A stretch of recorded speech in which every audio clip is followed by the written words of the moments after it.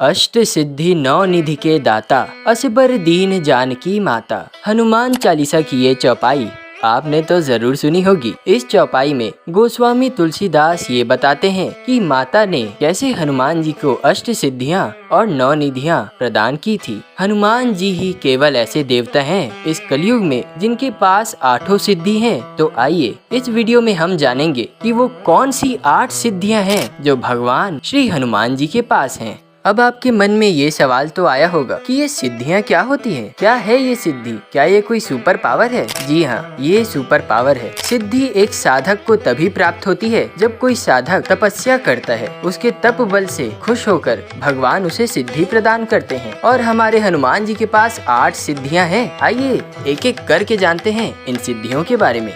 पहली सिद्धि का नाम है अणिमा। इस सिद्धि को प्राप्त करने पर साधक किसी को भी दिखाई नहीं देता है। इस सिद्धि का प्रयोग हनुमान जी ने तब किया था जब वे लंका पहली बार गए थे। तब हनुमान जी को लंका का निरीक्षण करना था और हनुमान जी ने सूक्ष्म रूप धारण किया और उन्होंने पूरे लंका का निरीक्षण किया। इस प्रकार कोई भी हनुमान जी को देख नहीं पाया।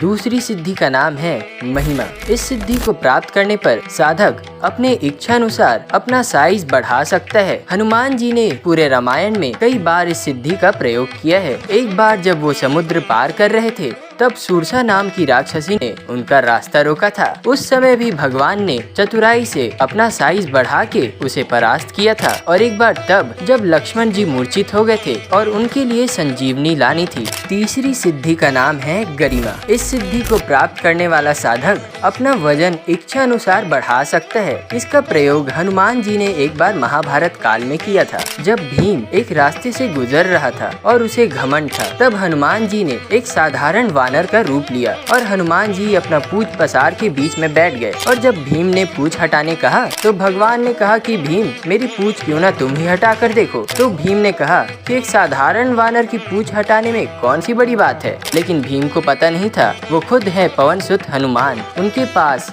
गरिमा नाम की सिद्धि भी है जिससे हनुमान जी ने अपना और अपनी पूंछ का वजन बढ़ा लिया था, जिससे भीम उनकी पूंछ नहीं हटा पाया। और यहाँ भगवान ने भीम का घमंड भी तोड़ दिया था। चौथी सिद्धि का नाम है लघिमा। इस सिद्धि का प्रयोग करके साधक अपने वजन को एकदम हल्का कर सकता है। हनुमान जी ने इसका प्रयोग तब किया था जब वे अशोक वाटिका में पहुँचे और उन्होंने देखा कि माता अशोक वृक्ष के नीचे बैठी है। तब हनुमान जी चुपके से अशोक वृक्ष के पेड़ में जाकर बैठ गए। तब हनुमान जी ने इस सिद्धि के बल से अपना वजन इतना कम कर लिया था कि वे एक पत्ते और एक शाखा पर आराम से बैठ गए थे। हनुमान जी ने उस समय अणिमा और लघिमा दोनों सिद्धि का प्रयोग किया था। 5वीं सिद्धि का नाम है प्राप्ति। इस सिद्धि के बल से साधक अपने इच्छा अनुसार किसी भी चीजों की प्राप्ति कर सकता है, वो भी बड़ी ही आसानी से। हनुमान जी इस सिद्धि के प्रयोग से अपने इच्छा अनुसार किसी भी वस्तु को प्राप्त कर सकते हैं। और हनुमान जी ने इस सिद्धि का प्रयोग बहुत बार किया है। एक बार तो तब जब हनुमान जी लंका पहुँचे और उन्हें माँ सीता नहीं मिल रही थी, तब उन्होंने पशु और पक्षियों से माता सीता का पता पूछा। 6वें सिद्धि का नाम है प्राकाम्य। ये सिद्धि इतनी ताकतवर है कि इसके बल से कोई भी साधक अपने इच्छा अनुसार पाताल में समा सकता है,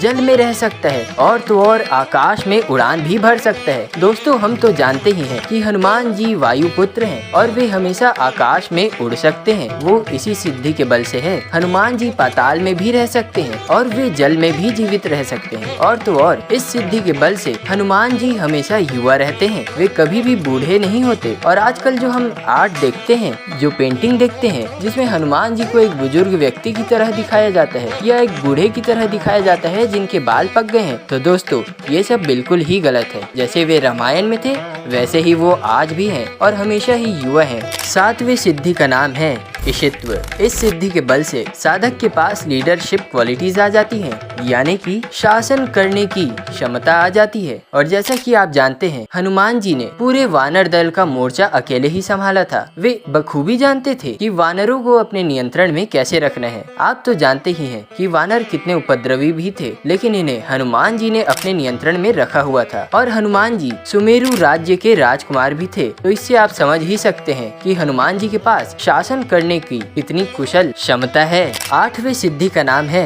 वशित्व। इस सिद्धि के बल से साधक किसी को भी अपने वश में कर सकते हैं और हनुमान जी के पास भी ये सिद्धि है जिससे हनुमान जी किसी भी प्राणी या किसी भी वस्तु को अपने वश में कर सकते हैं और हनुमान जी अपने इंद्रियों और अपने मन को भी वश में करके रखते हैं। तो दोस्तों ये थी हनुमान जी की 8 सिद्धियाँ। अब इससे तो आपको अंदाजा लग ही गया होगा कि हनुमान जी के पास कितनी शक्तियाँ हैं, जिसकी कोई सीमा नहीं है उतनी शक्तियाँ हैं। पूरे देवता के पास भी इतनी शक्तियाँ नहीं होंगी जितने हनुमान जी के पास अकेले है। और हमें ये नहीं भूलना चाहिए कि हनुमान जी अतुलित बल के धाम हैं और वही चिरंजीवी हैं। कलयुग के प्रत्यक्ष और जागृत भगवान श्री हनुमान जी हैं। ऐसे अतुलित बल के धाम श्री हनुमान जी के चरणों में हमारा कोटि कोटि नमन है। दोस्तों अगर आपको ये वीडियो पसंद आए तो चैनल सब्सक्राइब जरूर करिएगा और वीडियो को अपने दोस्तों के साथ शेयर करना मत भूलिएगा।